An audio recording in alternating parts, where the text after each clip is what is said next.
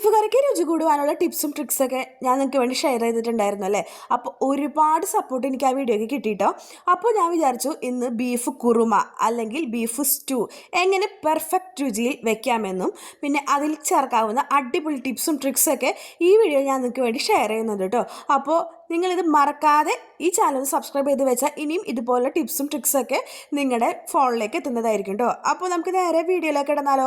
അപ്പോൾ എങ്ങനെ നമുക്ക് പെർഫെക്റ്റ് ആയിട്ട് ഒരു ബീഫ് സ്റ്റൂ അല്ലെങ്കിൽ കുറുമ നമുക്ക് ഉണ്ടാക്കിയെടുക്കാം. അതിന് വേണ്ടിയിട്ട് ഞാനിവിടെ എടുത്തിരിക്കുന്നത് നാളികേരപ്പാലാട്ടോ. നാളികേരപ്പാൽ ഒന്നാം പാലും രണ്ടാം പാലും ഞാൻ മാറ്റി വെച്ചിട്ടുണ്ട്. ഇനി അതിലേക്ക് ചേർക്കാൻ വേണ്ടിയിട്ട് കുറച്ച് ബീഫ് വേവിച്ചിട്ടുണ്ട്. ബീഫിൽ മഞ്ഞപ്പൊടിയും മുളക് പൊടിയും മല്ലിപ്പൊടിയും ഒന്നും ഇടാതെ പച്ചമുളക് ഉപ്പിട്ടാണ് വേവിച്ചിരിക്കുന്നത് കേട്ടോ. വേറെ പൊടികൾ നമ്മൾ ചേർക്കാൻ പാടില്ല. പിന്നെ അല്പം കാഷ്യൂനട്ട് എടുത്തിട്ടുണ്ട്. പിന്നെ ഇതിലേക്ക് ചേർക്കാൻ വേണ്ടിയിട്ട് ഒരു കുഞ്ഞു ക്യാരറ്റ് കുഞ്ഞു കുഞ്ഞായി അരിഞ്ഞ് മാറ്റി വെച്ചിട്ടുണ്ട് കേട്ടോ. ഇനി ഇതിലേക്ക് ചേർക്കാൻ വേണ്ടി മെയിൻ ഐറ്റം നമ്മുടെ മസാല കേട്ടോ. കുറച്ച് മസാല, 2 ഏലക്ക, ഒരു കുഞ്ഞു കഷ്ണം പട്ട, അതുപോലെ ഒരു 5-6 കുരുമുളകും ഞാൻ എടുത്തിട്ടുണ്ട്. ഒരുപാട് മസാല നമുക്ക് താല്പര്യമില്ല, അതുകൊണ്ടാണ്. പിന്നെ ഞാനിവിടെ എടുത്തിരിക്കുന്നത് ഒരു മീഡിയം സൈസ് സബോള സ്ലൈസായിട്ട് കട്ട് ചെയ്തിട്ടാട്ടോ. സ്ലൈസായിട്ട് തന്നെ നിങ്ങൾ കട്ട് ചെയ്യണം കേട്ടോ. ഇനി നമുക്ക് നേരെ എങ്ങനെയാണ് ഇത് പെർഫെക്റ്റ് ആയിട്ട് വെക്കാമെന്ന് ഒന്ന് കണ്ടിട്ട് വന്നാലോ. അതിനായിട്ട് ഞാനിവിടെ ഒരു കടായി അടപ്പത്ത് വെച്ചിട്ടുണ്ട്. അതിലേക്ക് അല്പം വെളിച്ചെണ്ണ ഒഴിച്ച് സ്ലൈസായിട്ട് നമ്മൾ അരിഞ്ഞു വെച്ച സബോളയില്ലേ അത് നമ്മൾ ഇതിലേക്ക് ചേർത്ത് കൊടുത്ത് നന്നായി വഴറ്റി കൊടുക്കുന്നുണ്ട് കേട്ടോ. ഈ നമ്മൾ ബീഫ് വേവിക്കുന്ന സമയത്ത് ഒരു സബോള ഇട്ട് വേണം വേവിക്കാൻ. അപ്പോൾ നല്ല കട്ടിയും തിക്കൊക്കെ ആയിട്ട് നമുക്ക് കിട്ടും കേട്ടോ. ഇതാണ് ഞാൻ പറഞ്ഞ ഒന്നാമത്തെ ടിപ്പ് കേട്ടോ. അങ്ങനെ ഇത് ഏകദേശം വഴന്ന് വന്നിട്ടുണ്ട്. പിന്നെ അതുപോലെ ബീഫ് വേവിക്കുമ്പോൾ മഞ്ഞപ്പൊടിയും മുളക് പൊടിയും മല്ലിപ്പൊടിയും ഒന്നും ആവശ്യമില്ല. കാരണം എന്താ വെച്ചാൽ നമുക്ക് നല്ല കളർ കിട്ടത്തില്ല. നല്ല വൈറ്റ് കളറാണ് നമ്മുടെ സ്റ്റൂവിനൊക്കെ, നിങ്ങൾക്ക് അറിയാലോ. അപ്പോൾ ആ കളർ കിട്ടാൻ വേണ്ടിയിട്ടാണ് ഞാൻ പറഞ്ഞത് കേട്ടോ. അപ്പോൾ ഇതാ ഇനി അതിലേക്ക് ചേർക്കാൻ പോകും നമ്മുടെ മസാല. നമ്മൾ പറഞ്ഞ ഏലക്കയും കുരുമുളകും പട്ടയൊക്കെ ചേർത്ത് കൊടുത്തിട്ടുണ്ട്. ഇനി ഇത് നല്ല പോലെ ഒന്ന് വഴച്ചെടുക്കുന്നുണ്ട് കേട്ടോ. അങ്ങനെ ഇത് നല്ലപോലെ വഴറ്റി ഏകദേശം ഒരുപാടൊന്നും വഴറ്റി പോകണ്ട. ഓൾറെഡി ഇത് തിളയ്ക്കേണ്ടതാണല്ലോ, പാലിൽ കിടന്ന് തിളയ്ക്കേണ്ടതാണ്.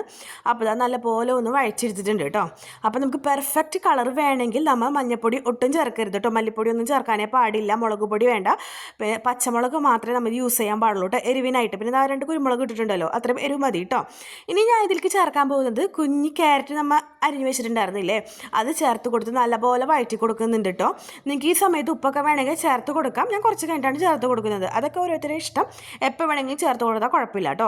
അങ്ങനെ ഇതുപോലെ നല്ല പോലെ വഴറ്റിയെടുത്തിട്ടുണ്ട്. അപ്പോൾ നമ്മുടെ ക്യാരറ്റ് ഇനി വേവേണ്ടത് നമ്മുടെ പാലിൽ കിടന്നിട്ടാണ് വേവേണ്ടത് കേട്ടോ. അതായത് നമ്മുടെ തേങ്ങാപ്പാലിൽ കിടന്നിട്ട് ഈ ക്യാരറ്റ് വേവും. അപ്പോൾ അതിക്ക് മുന്നേ ഞാനതൊന്ന് വഴറ്റി കൊടുക്കുന്നുണ്ട്. അപ്പോൾ നല്ലപോലെ വഴറ്റി അതിൻ്റെ ഒരു പച്ചമണം മാറുന്ന വരെ ഒന്ന് വഴറ്റി കൊടുക്കുന്നുണ്ട് കേട്ടോ. ഇനി നിങ്ങൾക്ക് കുക്കറിൽ വേവിച്ച് ക്യാരറ്റ് ഇടണമെങ്കിൽ ഇടാം. പക്ഷേ ഞാൻ ഇങ്ങനെയാണ് ചെയ്യാറ്. ഇതാണ് കുറച്ചും കൂടി ടേസ്റ്റി ആയിട്ട് എനിക്ക് തോന്നിയിട്ടുള്ളത് കേട്ടോ. അങ്ങനെ ഏകദേശം നമ്മുടെ ക്യാരറ്റൊക്കെ വഴന്ന് വന്നിട്ടുണ്ട് കേട്ടോ. അപ്പോൾ ഇനി ഞാനിതിലേക്ക് ചേർക്കാൻ പോകുന്നത് നമ്മുടെ തേങ്ങാപ്പാൽ. നമ്മൾ ലൂസാക്കി അടിച്ച് വെച്ചിരിക്കുന്ന തേങ്ങാപ്പാലില്ലേ, കട്ടി തേങ്ങാപ്പാൽ നമ്മൾ നീക്കി വെക്കണം. ലാസ്റ്റാണ് നമ്മൾ ഒഴിക്കുന്നത്. നമ്മൾ ലൂസാക്കി അടിച്ച് വെച്ചിരിക്കുന്ന തേങ്ങാപ്പാൽ ഇതിലേക്ക് ചേർത്ത് കൊടുക്കുക. ഇതിലേക്ക് നമ്മൾ എക്സ്ട്രാ വെള്ളം ഒന്നും ആഡ് ചെയ്യുന്നില്ല കേട്ടോ. അങ്ങനെ തേങ്ങാപ്പാൽ നല്ല പോലെ ഒന്ന് തിളപ്പിച്ചെടുക്കുക. അങ്ങനെ ഇതിൻ്റെ വേവും ഉപ്പും ഒക്കെ ഒന്ന് നോക്കണം. നമ്മുടെ ക്യാരറ്റ് ഒന്ന് വെന്ത് വരേണ്ടതായിട്ടുണ്ട് കേട്ടോ. അത്ര നേരം നമുക്ക് വേവിക്കാൻ മതി. നമുക്ക് അതിന് ശേഷം നമുക്കിതിലേക്ക് നമ്മൾ വേവിച്ച് വെച്ചിരിക്കുന്ന ബീഫില്ലേ അത് ചേർത്ത് കൊടുക്കുക. ബീഫിൻ്റെ വെള്ളമൊന്നും നമുക്ക് ഒരുപാടൊന്നും ആവശ്യമുള്ള ഒരു 2-3 ടീസ്പൂൺ ബീഫ് വെന്ത വെള്ളം മതിയാകും കേട്ടോ. അല്ലെങ്കിൽ ഒരുപാട് നെയ്യായിട്ട് ഒരു ടേസ്റ്റും നമുക്കതിന് ഉണ്ടാവില്ല. അങ്ങനെ ഇതുപോലെ നമ്മൾ ക്യാരറ്റും അതുപോലെ ബീഫും ഒക്കെ ഒരുമിച്ചിട്ട് നല്ലപോലെ ഒന്ന് തിളച്ച് വരുന്നുണ്ട് കേട്ടോ. അങ്ങനെ നല്ല പോലെ ഒന്ന് മിക്സ് ചെയ്ത് കൊടുക്കാം. എല്ലാത്തിൻ്റെ ഫ്ലേവർ, എല്ലാ ക്യാരറ്റിൻ്റെ ഫ്ലേവറൊക്കെ നമുക്ക് ഇതിലേക്കൊന്ന് ഇറങ്ങി ചെല്ലണം. ഉരുളക്കിഴങ്ങ് ഇടണമെങ്കിൽ ഇതുപോലെ ഇടാട്ടോ. പക്ഷേ ഞാൻ ഇടുന്നില്ല, പിള്ളേർക്ക് സ്കൂളിൽ കൊണ്ടുപോകേണ്ടതാണ്. അപ്പോൾ കേടാകുമല്ലോ, അതുകൊണ്ട് ഞാൻ ഇടാത്തത് കേട്ടോ. ഇനി ഇതിലേക്ക് രണ്ടാമത്തെ ടിപ്പായി ഞാൻ പറയുന്നത് കുറച്ച് മൈദ, ഒരു 1/4 ടീസ്പൂൺ മൈദ ഞാൻ ചേർത്ത് കൊടുത്തിട്ടുണ്ട്. ഇത് എന്തിനാന്ന് വെച്ചാൽ നല്ല കട്ടി കിട്ടാൻ വേണ്ടിയിട്ടാണ്. ഞാനിവിടെ കുറച്ച് ബീഫ് എടുത്തിട്ടുള്ളൂ, അതുകൊണ്ടാണ് 1/4 ടീസ്പൂൺ മൈദ ചേർത്ത് കൊടുത്തിരിക്കുന്നത് കേട്ടോ. നിങ്ങൾക്ക് 1 കിലോയും അങ്ങനെ ഒരുപാട് വെക്കണമെങ്കിൽ 1 ടീസ്പൂൺ 2 ടീസ്പൂണൊക്കെ നമുക്ക് ചേർത്ത് കൊടുക്കാം കേട്ടോ. ഒത്തിരി വെക്കണമെങ്കിൽ ഒരുപാട് മൈദ ചേർത്താൽ ആ ടേസ്റ്റ് അങ്ങോട്ട് പോകും. അപ്പോൾ ഞാൻ ഇത്തിരി മൈദ ചേർത്ത് കൊടുത്തിട്ടുള്ളൂ. അങ്ങനെ അതൊക്കെ നല്ലപോലെ ഒന്ന് കുറുകി വരുന്നുണ്ട് കേട്ടോ. ഇപ്പോൾ നമുക്ക് ക്യാരറ്റ് വെന്തോന്നൊക്കെ ഒന്ന് ചെക്ക് ചെയ്ത് നോക്കാം. അപ്പോൾ ക്യാരറ്റ് വേവുകയാണ് ഇവിടെ മെയിൻ കേട്ടോ. അപ്പോൾ അത്രയും മാത്രം ഇത് മതി. മതി. അപ്പോൾ ഇതാ ഇതുപോലെ ഇറച്ചിയൊക്കെ ഓൾറെഡി വെന്തതാണല്ലോ, അപ്പോൾ ക്യാരറ്റ് വെന്തോന്ന് മാത്രം നമുക്ക് ചെക്ക് ചെയ്താൽ മതിയാകും കേട്ടോ. അങ്ങനെ ഇതാ ഇപ്പോൾ ക്യാരറ്റ് ഒന്നും വെന്തിട്ടില്ല, അപ്പോൾ ഞാനൊന്ന് അടച്ച് വെച്ച് ഒന്നും കൂടെ വേവിക്കുന്നുണ്ട് കേട്ടോ. അപ്പോൾ നമുക്ക് ക്യാരറ്റ് വെന്ത ശേഷം മാത്രം നെക്സ്റ്റ് സ്റ്റെപ്പിലേക്ക് പോകാം. അങ്ങനെ ഇതാ ഇതുപോലെ ഒന്ന് നല്ലപോലെ തിളച്ച് നമ്മുടെ ക്യാരറ്റൊക്കെ ഏകദേശം കുക്കായും തോന്നുന്നുണ്ട്. അപ്പോൾ ഞാൻ ഇതിലേക്ക് നല്ല കട്ടിപ്പാലുണ്ടല്ലോ, നമ്മൾ തേങ്ങാപ്പാൽ നല്ല കട്ടിപ്പാൽ ഇതുപോലെ ഒന്ന് ഒഴിച്ച് കൊടുക്കുന്നുണ്ട് കേട്ടോ. അങ്ങനെ ഇതുപോലെ തേങ്ങാപ്പാലൊക്കെ ഒന്ന് ഒഴിച്ച് കൊടുത്ത് ഇനി നമ്മൾ അപ്പം തന്നെ ഫ്ലെയിം ഓഫ് ചെയ്യണം. ഒരിക്കലും നല്ല കട്ടി തേങ്ങാപ്പാൽ ഒഴിച്ച ശേഷം തീ കത്തിച്ച് ഇടരുത്, അതാകെ പിരിഞ്ഞു കുത്തും. അങ്ങനെ തേങ്ങാപ്പാലൊക്കെ ഒഴിച്ച് ഞാനിവിടെ അടച്ചു വെച്ചിട്ടുണ്ട്. ഇനി നമ്മുടെ ലാസ്റ്റ് ഫൈനൽ സ്റ്റെപ്പിലേക്ക് പോകാം.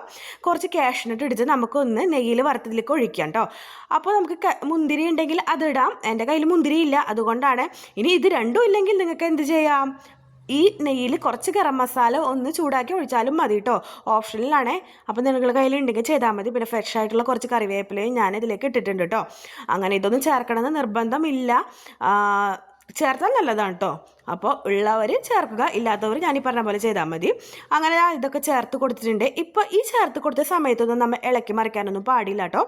അങ്ങനെ ഇതുപോലെ നമുക്കൊന്ന് മൂടി വെക്കേണ്ടതായിട്ടുണ്ട്. അപ്പോൾ ഞാനിവിടെ കുറച്ച് ടിപ്സുകൾ പറഞ്ഞിട്ടുണ്ട്. ഒന്ന് സബോള ഇട്ട് നമ്മുടെ എന്ത് വേവിക്കണം, ബീഫ് വേവിക്കണം.